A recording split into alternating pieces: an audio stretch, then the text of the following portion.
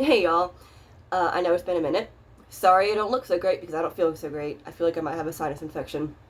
But I did want to talk about this real fast. I got my notes right here. I don't want Trump versus DeSantis. I like them both.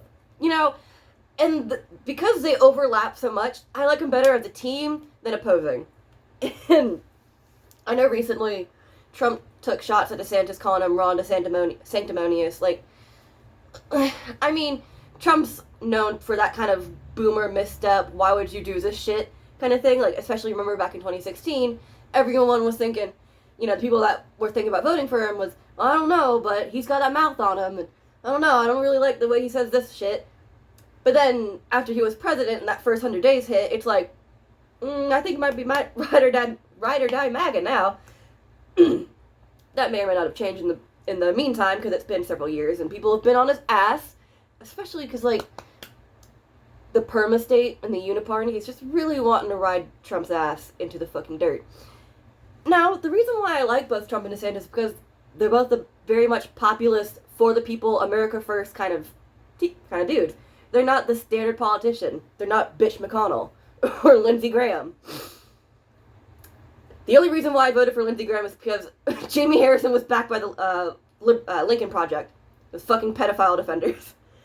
And, like, what I really want for both Trump and DeSantis, if I can live in a perfect fantasy world and, like, actually get to pick things, if it was just me, the arbiter of whatever the fuck goes on, I would want DeSantis to stay in Florida for however much longer is on his term, maybe another term if possible.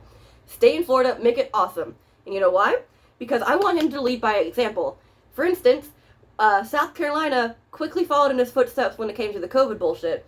Ron DeSantis said, no more kids wearing masks in school, that's bullshit. No more lockdowns, no more fucking this stupid, retarded ass bullshit. And then, like, not even 2 weeks later, Henry McMaster is like, you know what? We're doing that too.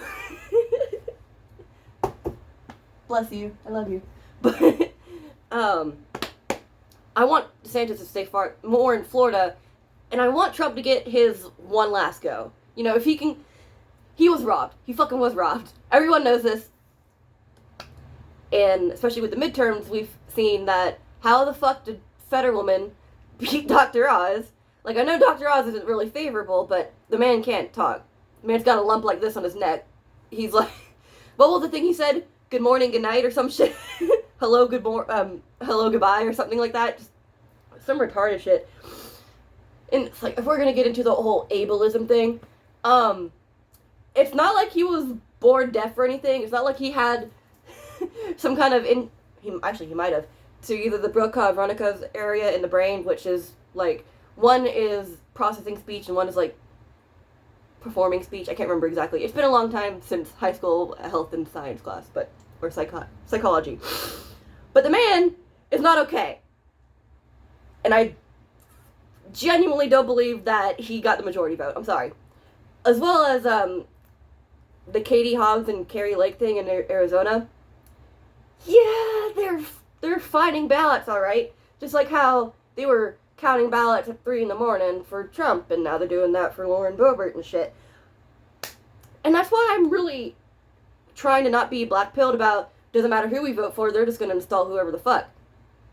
Well, how do we beat the left at this game? How do we say, fuck you, I'm going to come out on top this time? It's the divide and conquer bullshit. So what are we supposed to do? If we play the game, if we play the leftist game, we don't get anywhere. If we don't fucking play the leftist game, we're just sitting on our asses. It's just, well, this is okay, I guess. I hope it gets better. It's like we're not allowed to do shit. January 6th, that fucking fell apart. In which, like, I'll have to really gather my thoughts when it comes to January 6th in a moment. Because I remember, I was working that day it happened, and I remember it was like 12 o'clock, and I'm like stocking shelves, and I'm just thinking, I wonder what's going on in DC right now. I wish I could have gone. Now I'm glad I didn't.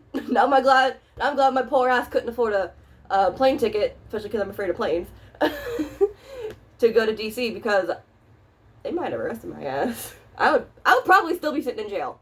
Real shit. But let's not talk about how the cops literally open the gates and open the doors and let people in. And so, I'll get mad about that a different time.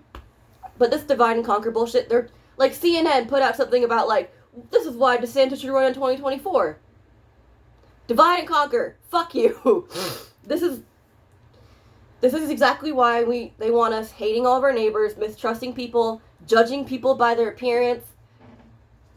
It's that divide and conquer bullshit. And goddamn, like,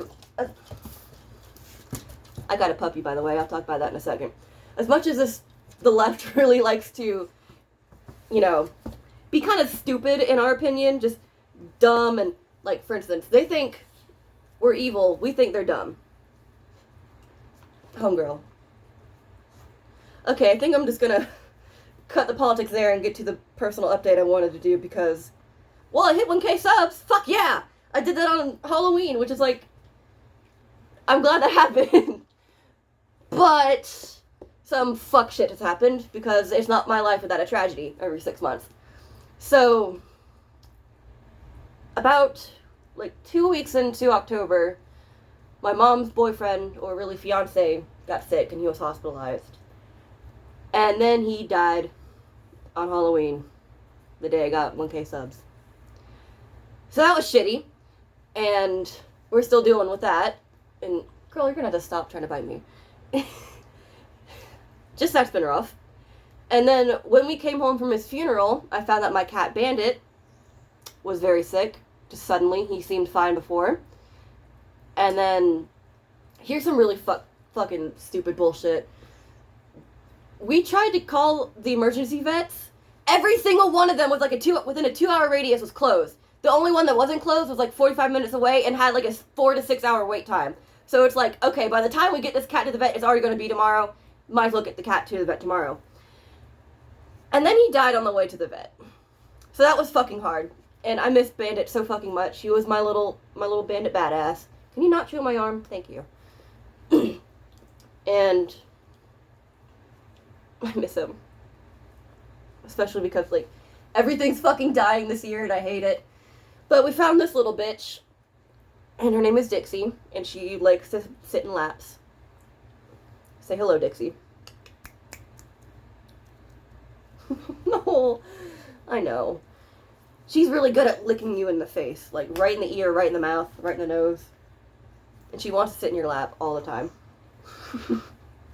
She's a precious girl. Okay, well, I think that's the end of my life update. Let's rant about politics later.